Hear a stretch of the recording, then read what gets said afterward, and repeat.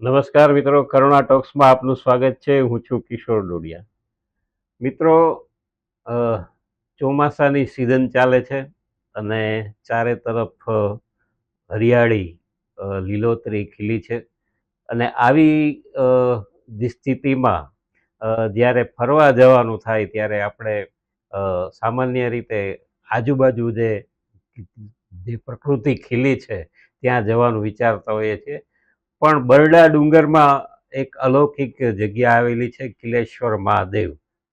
એમનું જે મંદિર છે એકદમ નેચર અનુભૂતિ થાય એ પ્રકારનું આખું ત્યાં પ્રકૃતિ ખીલી છે.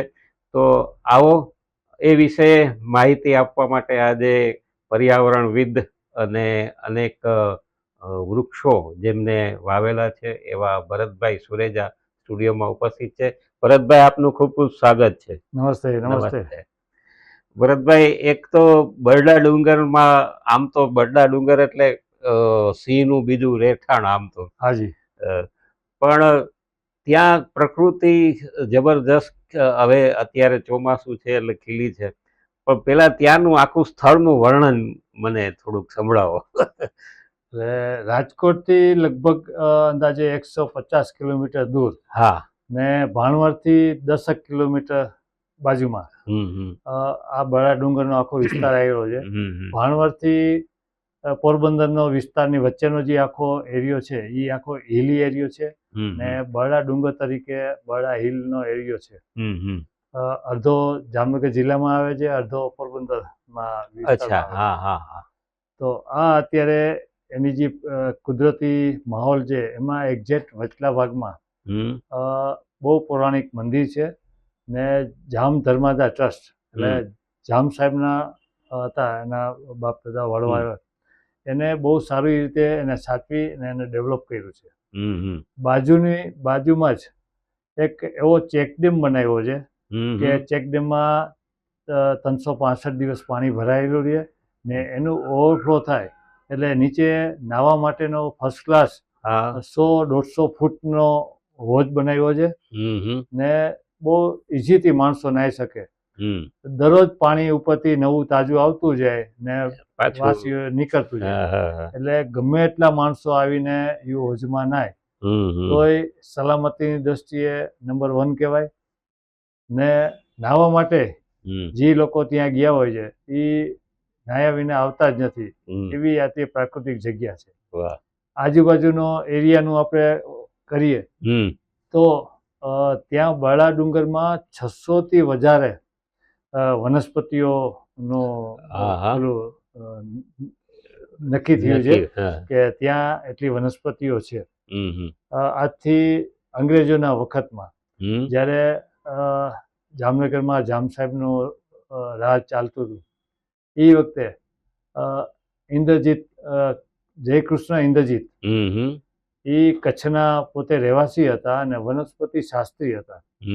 એને 12 વર્ષ માટે બાપુએ એને અહીંયા પગારદાર તરીકે નિમણૂક કરી હતી ને બરડા ડુંગરની વનસ્પતિઓનો એને અભ્યાસ કરી ને એનું આખું પુસ્તક તૈયાર કર્યું. વાહ વાહ. આજે એ પુસ્તક અવેલેબલ છે, બરડા ડુંગરની વનસ્પતિઓ. એની અંદર 600થી વધારે વનસ્પતિઓ, એ એનું બહુ સરસ રીતે વર્ણન કરેલું છે.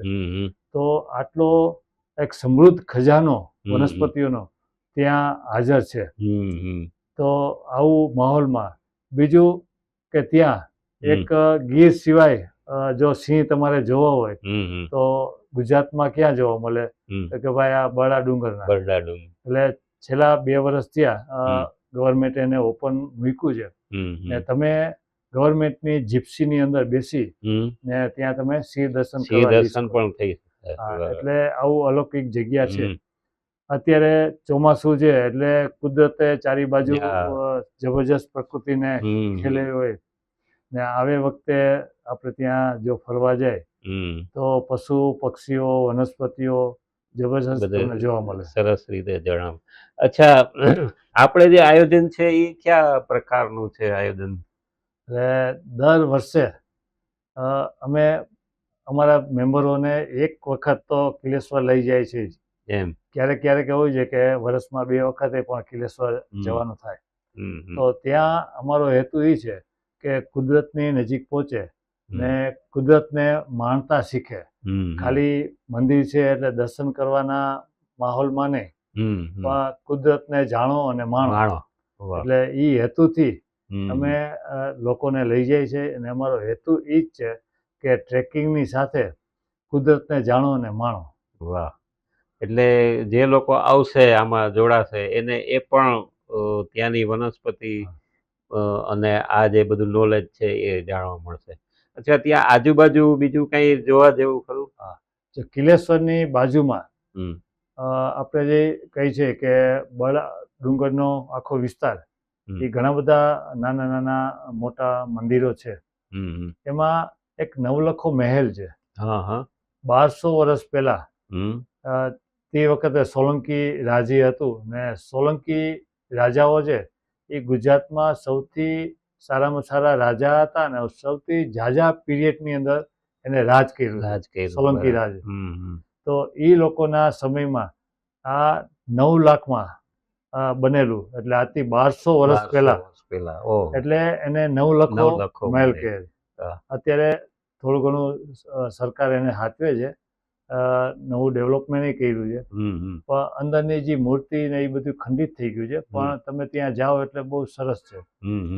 એની બાજુમાં બીજા નાના મોટા ઘણા બધા મંદિરો આવેલા છે.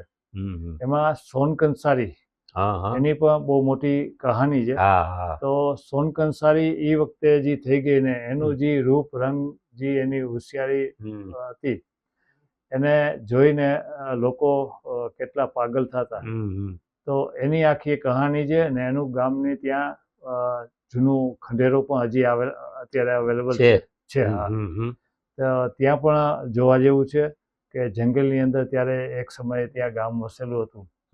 એટલે આ બધા વિસ્તારની અંદર આપણે ફરવું હોય તો ત્યાં મોટાભાગે કેડી રસ્તો છે.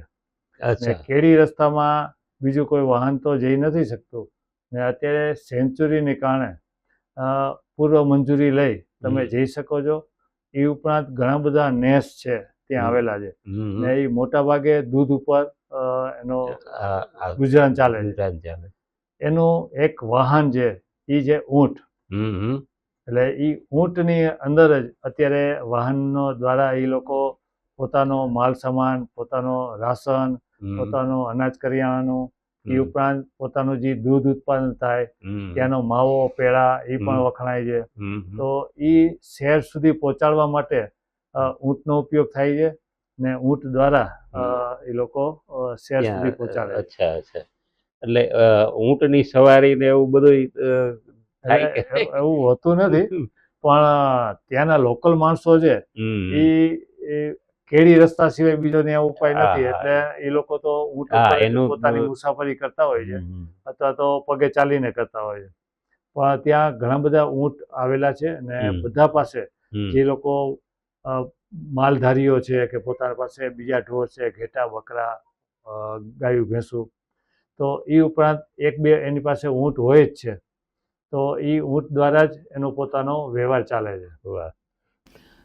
અચ્છા ભરતભાઈ, આમાં જે લોકોને જોડાવાનું છે એ લોકોને શું પ્રોસિજર કરવાની? એટલે મોટાભાગે અમારા જે સભ્યો હોય છે ને જે લોકોને નેચર પ્રત્યે થોડો લગાવ હોય છે, તો વર્ષમાં આવા ઘણા બધા અમે પ્રોગ્રામ કરીએ છીએ કે એની અંદર લોકો જોડાઈ શકે, કુદરતને માણી શકે, કુદરતને જોઈ શકે. કારણ કે કુદરત એવી ચીજ છે કે જે તમને અભ્યાસ કરાવે છે, જોવા, જાણવા.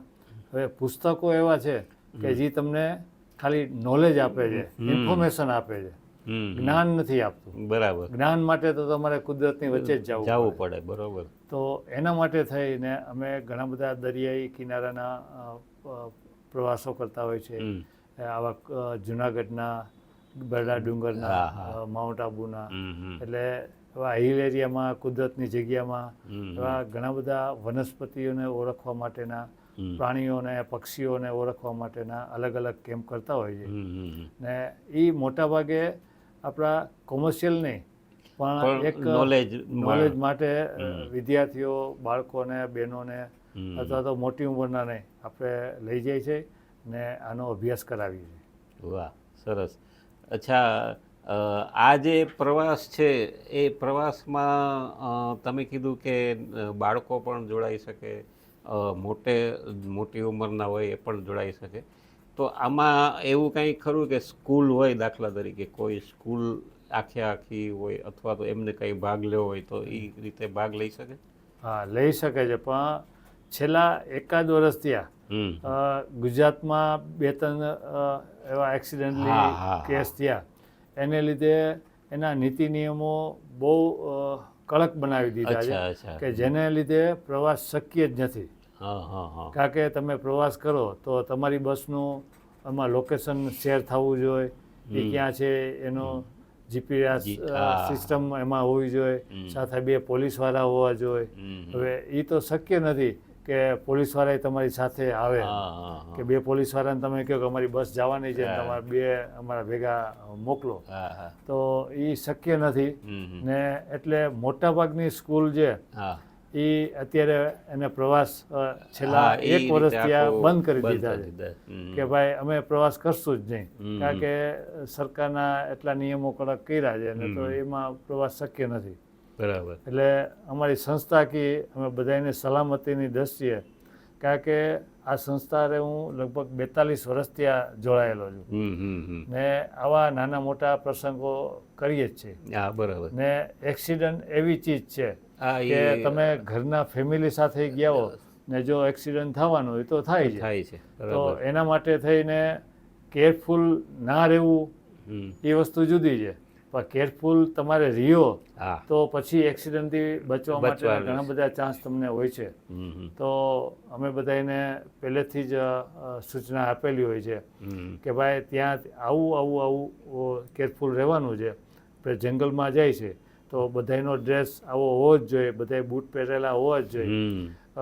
દરિયા કિનારે જતા હોય તો અમે બધાને કહીએ છીએ ભાઈ તરતા આવડતું હોય તો જ પાણીમાં પગ મૂકવાનો છે, નકર નથી મૂકવાનો. તો આ બધા આપણે નિયમો પહેલેથી જ આપણે ફોલો કરતા હોઈએ કે એ અકસ્માતને આપણે ટાળી શકીએ. બરાબર. તો આવા હિમાલયમાં જાય તો બધાને બિલે એટલે એક સલામતીની દ્રષ્ટિએ જે કમરે બાંધવાનું હોય કે સીટ બેલ્ટ બાંધવાનું હોય એ બધાને અમે બાંધેલા જોઈએ કે ઇન કેસે પહાડ ઉપરથી છોકરો નીચે આવે તો એ બાળક નીચે ભટકાતું નથી, ત્યાં અટકી જાય. તો સલામતીના પગલાં અમે પહેલાં લઈ જઈએ ને પછી અમે સાહસ કરીએ. વાહ, બહુ સરસ. તો ખૂબ સરસ આ જે માહિતી આપી. બરડા ડુંગર આપણી તો બાજુમાં જ છે, આમ તો બહાર જાય એના કરતાં નજીકનું જ કહેવાય. અને આટલો સરસ આયોજન છે. દર્શક મિત્રો, આપ જે કોઈ જોઈ રહ્યા છો, ભરતભાઈ સુરેજા, એમનો આપ સંપર્ક સાધી શકો છો આ પ્રવાસ માટે. આપ ખાસ જોડાયા અમારી સાથે, આપનો ખૂબ ખૂબ આભાર. નમસ્તે. ધન્યવાદ. નમસ્તે.